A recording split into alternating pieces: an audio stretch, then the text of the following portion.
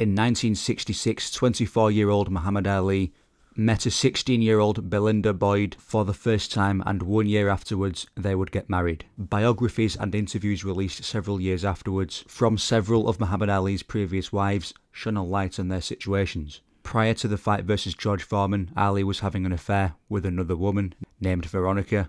Ali then gets suspicious that his own wife is having an affair, and as a result he punches Belinda in the face. And Belinda said that she had 2 black eyes as a result and had to wear sunglasses because she was afraid that if anybody saw that she'd receive those black eyes, Ali would get in trouble and the fight would be called off. Other people did report seeing Belinda with black eyes. All the while Ali himself was having several affairs and hiring prostitutes to his room. Ali then began an affair within the same marriage with Wanda Bolton, who then became Aisha Ali. Aisha was 16 when they met and she was impregnated within the same year, while also having a separate affair on top of that with a woman called Patricia, who Ali would also impregnate. Several decades later, an allegation came forwards that Ali started a relationship with a girl who was 12 at the time. Ali actually admitted to the affair, but never actually specified the age of the girl. She would also be impregnated, had a son, who Ali eventually would never see or support financially ever again. Outside of his affairs with underage girls, Ali would do several interviews where his views on women and relationships are on full display, saying that to him women are sex symbols, and more concerningly saying that interracial couples should be put to death. An interviewer asks him to clarify his statement, and Ali doubles down, saying that a black man should be killed if he's messing with a white woman. He justifies it by saying that white people have been doing the same thing for years, and this is a certain part of Ali's race politics that rarely gets brought up. He's normally seen as an advocate for civil rights. If you look into his views on white people are quite similar to the views that white people would have towards black people at the time. Segregation was something he was in favour of. And this was actually controversial at the time because in the 70s, the world was becoming more and more progressive, whereas Ali, even for his time, had old-fashioned views. Because of how beloved Muhammad Ali is in boxing and in pop culture in general, there is a reluctance to bring this sort of thing to light, to the point where a lot of people will be hearing about this for the first time in this video. And I can tell what some of your immediate responses may be. It was in the 60s, the 70s, it was a different time. Ali was never actually charged for anything. The women might have been lying. But if it was a boxer you hadn't heard of or didn't like, would you have the same immediate response? Now, there are several worse cases out there in boxing, like Edwin Valero or Carlos Baldomir, but I want to focus on more revered figures in the sport. The obvious next step to go to is Mike Tyson. Already the 2 biggest names in the sport's history, both have massive amounts of dirt on them. Mike Tyson is quite literally a convicted rapist.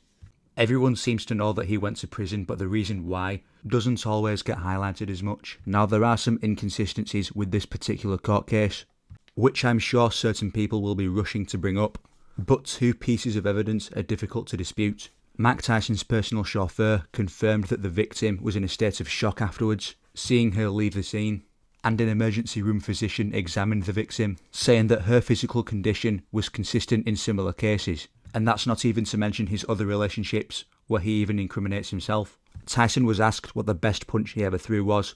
Mike responds by saying that it was when I fought Robin in Steve Lott's apartment. She really offended me, and I went bam.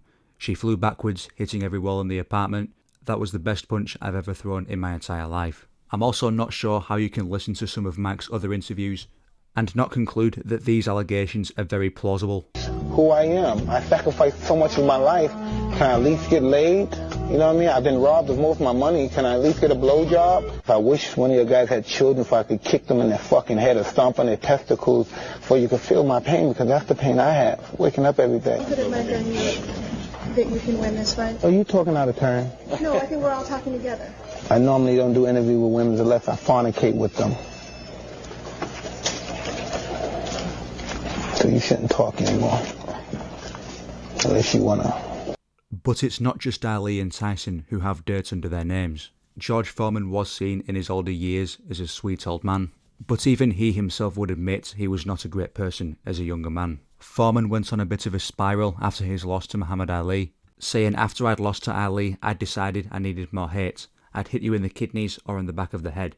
I'd beat a woman as hard as I beat men. He did in fact pay a woman $30,000 in a settlement, stemming from an assault and battery charge. Surprisingly recently he was hit with allegations, stemming from the 1970s, Two women who were 8 years old and 9 years old at the time say they were groomed and eventually abused by Foreman later on. Now, these claims never actually amounted to anything because obviously it was 50 years ago, but there is definitely a dark cloud hanging over George Foreman in that stage of his career. Even Joe Frazier, the third and final of the big three heavyweights in the 1970s, had the police called on him by his wife. Police officers at the scene noted injuries to her lip and her face, claiming Frazier struck her. Jake LaMotta is a more universally known example, especially because of the 1980 Martin Scorsese Robert De Niro film called Raging Bull, which detailed Jake LaMotta's life outside of the ring, was very transparent within the film about the depravity of Jake LaMotta, showing him in relations with underage women and punching his wife. Despite the very negative portrayal of LaMotta, Jake famously watched the film himself at a screening. By the end of the film, he was crying. He turned to his wife and asked, "Is that the way I was in real life?" And his wife responds, "You were worse." In a moment of self-reflection, he does admit it was worse. An opponent that Jake LaMotta fought inside the film and in real life several times is, in my opinion, the greatest boxer of all time, Sugar Ray Robinson. Even he has not avoided scrutiny in this video. After Robinson's passing, his wife Edna says she is still affected by their 18 years of marriage. Edna describes having witnessed Sugar Ray's fights both in the ring and in the house, still affected by the memories of what happened. Edna Robinson had 4 miscarriages within their marriage. Edna never clarifies this herself, but their son, in interviews, did confirm that the miscarriages supposedly did happen as a result of Sugar Ray's beatings towards his wife. The next boxer to be nicknamed Sugar, passing the torch from Ray Robinson, Sugar Ray Leonard, was also no stranger to these allegations. Leonard was a self-confessed drug and alcohol addict, and he states that was the reason why he was abusive. From a statement in court from his wife, over a 2-year period he would come home intoxicated, high, he would pull me out of bed, he'd throw me around. He at one point would harass me physically and mentally in front of the children. He cut me across my head one time with a ring. This again was all self-confessed by Leonard, confirming all the allegations, pleading guilty, and once again citing alcohol and drugs as the influence behind it. Another of the 4 boxing kings in the 80s was Marvelous Marvin Hagler, who unfortunately does have similar cases. His ex-girlfriend stated that Hagler struck her several times in a hotel room. He knocked her against a wall and punched her 7 times. She was treated at hospital for a dislocated jaw, as well as cuts and bruises to the face. This would be something he'd officially be charged for, but only a year's probation. Later on, a different woman would allege that Hagler kicked her out of the house and then threw a boulder at her car. A name that was massively influential in boxing history was Jack Dempsey, who, as we can see in the video, was notorious for bullying sparring partners, often younger and much smaller, pulling none of his punches at all, causing brain injury. Oscar De La Hoya is someone with several sexual abuse allegations. Most of them would be settled out of court, and he would be charged officially with a DUI in 2017. Floyd Mayweather is someone who's also infamous for his domestic battery cases. In fact, he's been charged 6 different times for domestic violence, apparently grabbing a woman, bending her arm, and pointing a gun at her foot.